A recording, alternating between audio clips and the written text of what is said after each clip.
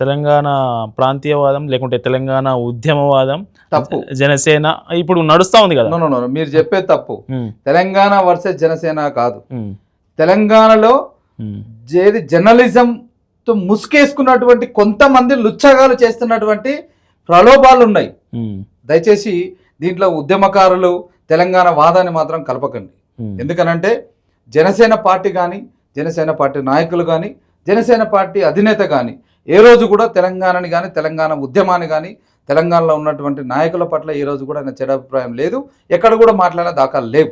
So మీరే అంటున్నారు వాళ్ళు ముసుగేసుకొని ఒక కుట్ర చేస్తా ఉన్నారు, దీన్ని లేపుతా ఉన్నారు. ఖచ్చితంగా జన సైనికులు అన్న కొంత సహనం పట్టొచ్చు కదా. ఎందుకు వాళ్ళు రెచ్చగొడుతుంటే వీళ్ళు ఎందుకు రెచ్చిపోతా ఉన్నారు? ఈ ఇష్యూ ఇంకా పెద్దదవుతుంది కదా. ప్రొఫెసర్ నాగేశ్వర్ కామెంట్స్ తో మొదలైన ఇష్యూ అవునన్నా ఇంకా ఎక్కడికో వెళ్తా ఉంది, రోజు రోజుకి ఇంకా పెరుగుతుంది తప్ప తగ్గట్లేదు. మీ జనసేనాని ఎవరైతే పవన్ కళ్యాణ్ ఉన్నారో ఆయన మీద కూడా విమర్శలు వస్తూ ఉన్నాయి. ఆయన గతంలో మాట్లాడిన చిన్న చిన్న కామెంట్స్ ఇప్పుడు అన్ని తెర మీదకి చేస్తూ ఉన్నారు, దాన్ని ట్రోల్ చేస్తూ ఉన్నారు సోషల్ మీడియాలో. ఇట్లాంటి అన్నీ చేయడం వల్ల ఈ వివాదం పెరుగుతుందా తగ్గుతుందా? ఇప్పుడు మీరు ఇందాక ఒక మాట అన్నారు, వాళ్ళు మాట్లాడారు, మీరు కూడా సహనం పట్టొచ్చు కదా అని అంటే డెఫినెట్గా అమ్మ అని అంటే మేము సహనం పడతాం. నీ అమ్మ అని అంటే సహనం పట్టే ఓపిక మాకు లేదు. బికాస్ ఎందుకనంటే మేము సైనికులం, జన సైనికులం.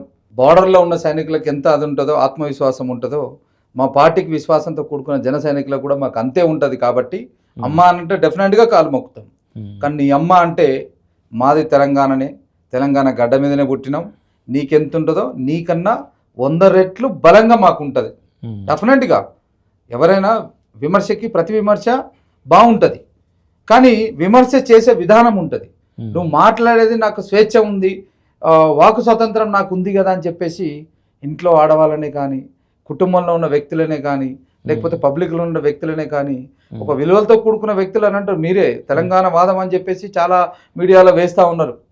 ఈ దొంగలు కాదు, వీళ్ళు కాదు ప్యూర్ ఏదైతే తెలంగాణ వాదులు. వీళ్ళని ఎందుకంటారు? నిజంగా వీళ్ళు చేసింది జెన్యున్ అయితే ఈ రోజు మాట్లాడుతున్న వాక్యాలు ఎంతో మంది మిగతా పొలిటికల్ అనాలిసిస్ కానీ, జర్నలిస్టులే కానీ అందరూ కూడా తప్పు పడుతున్నారు కదా. మరి తప్పు మాట్లాడితే డెఫినెట్గా అందరూ ఏకం కావాలి కదా, మాకు కూడా కోపం రావాలి కదా. ఇక్కడ నాగేశ్వరరావు గారు మాట్లాడారు ఫస్ట్. అమిత్ షా గారు, పవన్ కళ్యాణ్ గారు ఇద్దరు కలిసి మాట్లాడుకున్న సందర్భాన్ని ఆయన పక్కన లేడు, ఆయన చూడలేదు, ఆయన వినలేదు. అయినా కూడా ఒక పొలిటికల్ అనాలిసిస్ట్ గా చెప్పాలి, కానీ చెప్పే తీరు ఉంటుంది పద్ధతి. ఆయన్నే పక్కన ఉండేసి జగన్మోహన్ రెడ్డి అరెస్ట్ చేయాలి అని చెప్పేసి ఈయన అడుక్కున్నట్లు ఈ బేస్ మీద చెప్పడం అనేది కరెక్ట్ పద్ధతి కాదు. ఆ వాక్యాలు డెఫినెట్ గా విత్డ్రా చేసుకున్నాడు. ఇక్కడ అదే అర్థం కాని విషయం ఏంటనంటే, పవన్ కళ్యాణ్ గారు జనసేన పార్టీ పైన చేస్తున్న వాక్యాలు నాగేశ్వరరావు గారు నేను విత్డ్రా చేసుకున్నా, నాకు ఆయనకు మంచి రిలేషన్ ఉంది, హెల్తీ రిలేషన్ ఉందని చెప్పేసి అని అన్నాడు. మంచి స్వచ్ఛంద ఏదో భావాలు ఉన్నాయని చెప్పేసి అన్న వ్యక్తి. మరి ఈ వాదం ఎట్లకెళ్ళి వచ్చిందండి నాకు ఇప్పటికి అర్థం కాదు. ఈ దొంగలు ఎట్లకెళ్ళి వచ్చారు, వీళ్ళని ఏమన్నా అన్నారా?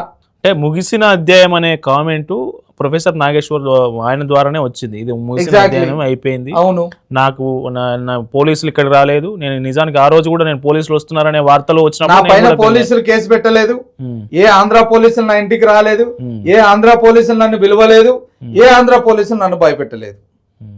అంటే 3 FIRలు నమోదైనాడు కదా ఏపీలో.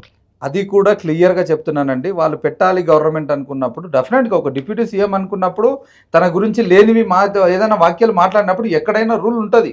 అది పవన్ కళ్యాణ్ గారి దృష్టికి వచ్చిన ఇమ్మీడియట్గా అలాంటి పిచ్చి పిచ్చి ప్రయత్నాలు ఏం చేయొద్దు అని చెప్పేసి తన గవర్నమెంట్కి తన వార్నింగ్ ఇవ్వడం జరిగింది. ఆయనకు నాకు ఒక మంచి రిలేషన్ ఉంది, చల్ ఇవన్నీ వద్దు అని చెప్పేసి ఖండించడం జరిగింది పవన్ కళ్యాణ్ గారు. ఇది ఇక్కడతో క్లోజ్ కదండి.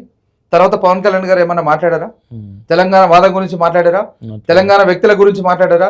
తెలంగాణ ఉద్యమం గురించి మాట్లాడారా? తెలంగాణ నాయకుల గురించి మాట్లాడారా? తెలంగాణ అస్తిత్వం గురించి మాట్లాడారా? ఎక్కడ కూడా ఆయన నోరు కూడా మెదపలేదు. సో ఈ కామెంట్స్ ఎట్లా సమర్థిస్తారు మీరు? ఇప్పుడు తెలంగాణ విడిపోయినప్పుడు 11 రోజులు అన్నం తినలేదు ఒకటి. ముందు దీనికి మీరు నాకు సమాధానం చెప్పండి. నేను చెప్తా. కోనసీమ కొబ్బరి చెట్లు ఎండిపోయింది, తెలంగాణ నాయకులు కావచ్చు, దీనికి సమాధానం చెప్పండి. మీరు బీయింగ్ ఏ జర్నలిస్ట్ గా మీరు కూడా ఉన్నారు కదా, ఒక జర్నలిస్ట్ గా మీరు దీన్ని సమర్థిస్తారా? ఇప్పుడు మీ గురించి నేను ఏదైనా మాట్లాడితేనే మీరు నా గురించి మాట్లాడతారు. ఆయన ఎవరి గురించి ఏమని అన్నప్పుడు పవన్ కళ్యాణ్ గారు బొమ్మ వేసుకొని వెనకాల ఒక బూటు బొమ్మ వేసుకొని దాని కింద తెలంగాణ అని చెప్పేసి తొక్కే విధంగా, అసలు తెలంగాణ అస్తిత్వాన్ని నాశనం చేసేది ఈ పేటిఎం బ్యాచ్ నాకు ఈ ఎదవలు కాదా? నేను అడుగుతా ఉన్నా. అసలు మిమ్మల్ని దన్నాలే ఫస్ట్గా. వెనకాల ఒక బొమ్మ ఫ్లెక్సీ వేసుకొని ఓ బూటి కింద తెలంగాణ అనే పేరు రాసి దాని అస్తిత్వాన్ని నాశనం చేసింది ఈ ఎదవలు ఫస్ట్. వీళ్ళని దన్నాలే ఫస్ట్. వీళ్ళు తెలంగాణ ద్రోహులు, వీళ్ళు తెలంగాణ ఉద్యమకారులు, తెలంగాణలో సీనియర్ జర్నలిస్టులు, తెలంగాణలో పొలిటికల్ పైన ఎనలైజ్ చేసేటువంటి గొప్ప మేధావులు, తనకు తాను బ్లేజర్ వేసుకుని ఒక గొప్ప మేధావి అని చెప్పుకున్నటువంటి లుచ్చగాలు వీళ్ళు. లిటరల్ గా పేటిఎం బ్యాచ్ కదా వీళ్ళు. నోటికి ఎంత వస్తే అంత మాట్లాడటమండి. ఓ పద్ధతి ఉందా? అంటే మీరు ఇందాక అన్నారు 11 రోజులు తెలంగాణలో నేను విడిపోతే అన్నం తినలేదు. దానికి రీజన్ ఒకటే, విభజన. డెఫినెట్ గా 2009లోనే పవన్ కళ్యాణ్ గారు, మీరు చూడండి యూట్యూబ్ లో, ఆ రోజు కూడా తెలంగాణ ఉద్యమము ఖచ్చితంగా అది చేయాల్సిన ఉద్యమం, దానికి నేను పూర్తిగా మద్దతు ఇస్తున్నానని చెప్పినటువంటి వ్యక్తి, దాన్ని నేను ఎప్పుడు కూడా స్వాగతిస్తున్నానని చెప్పిన వ్యక్తి పవన్ కళ్యాణ్ గారు. విభజన సరైన తీరులో జరగలేదన్న దానికి వ్యతిరేకించారు. తెలంగాణ ఉద్యమాన్ని వ్యతిరేకించలే, తెలంగాణ విడిపోయిన దాన్ని వ్యతిరేకించలే పవన్ కళ్యాణ్ గారు. విధానంలో తప్పు ఉంది, దాన్ని సరైన పద్ధతిలో ఇంట్లో 3 అన్నదమ్ములు ఉన్నప్పుడు భాగాల పరిష్కారం ఏదైతే ఉందో, నీళ్లు నిధులు నియామకాలన్న దాంట్లో అన్నదమ్ములో ఉన్నటువంటి వ్యక్తులను విడదీసేటప్పుడు పద్ధతిగా ప్రాపర్గా తీయాలన్నది ఆయన నినాదం. దానికోసం ఉన్నాడు తప్ప తెలంగాణ తీసిపోయినందుకు ముందు విన్నటువంటి రికార్డులు కూడా వినాలి. ఈ మధ్యన ఒక ఫ్యాషన్ అయింది, ఫోన్లు ఇట్లా పెట్టి మైక్ల కాడ కింద ఏదో జోడిచ్చేసి, ఆయన ఇప్పుడు కొత్తగా నేర్చుకుంటున్నాడు. మరి ఇప్పుడు గవర్నమెంట్లు ఉన్నాయన, మాకు తెల్లెంటికలు వచ్చినాయి చూసి అట్లాంటివన్నీ చేసేసి మైక్లో కొత్తగా ఇప్పుడే మాట్లాడుతున్నాడు పవన్ కళ్యాణ్ గారు అంటే దాని కింద చూడాలి ఎన్ని సంవత్సరాల క్రితం అన్నారు. అండ్ ఇంకొకటి, మీరు కోనసీమ ఎవరి చూసి డిస్టి అని చెప్పేసి దాని ముందు వాక్యాలు కూడా మీరు చూడాలి.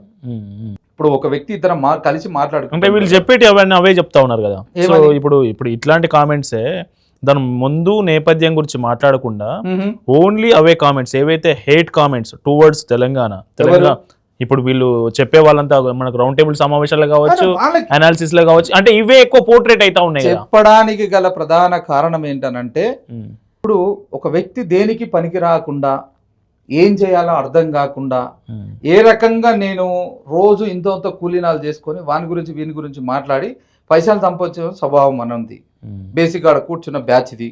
ఎంతసేపు డబ్బా కొట్టుకోవడం, ఖాళీ అయిపోయింది, ఇచ్చిన కాంట్రాక్ట్ అయిపోయింది.